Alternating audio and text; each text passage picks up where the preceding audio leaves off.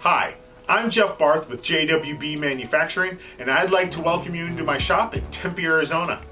Today, I would like to talk about the blades of the AM015. They are going to some other different machines. This machine is a lot of times private labeled, and a number of different resellers actually make the private label the machine. But these are durable blades, and I'd like to take you through how we make them.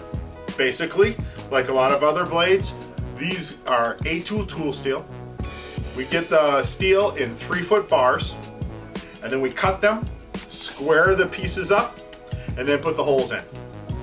At that point, we send it off to heat treat.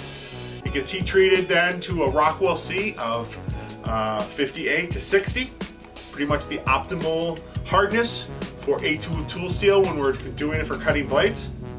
Comes back, we get it to thickness, and then we start doing the other grinding, putting the step in it, and then also the V and the sharpen.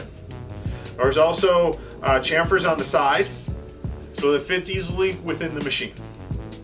The machine originally is made by Finetech, and the good durable blades. The machines, there's hundreds if not thousands of these machines around, and we stock these and we make these in our shop in Tempe, Arizona. Keep them on the shelf ready to go.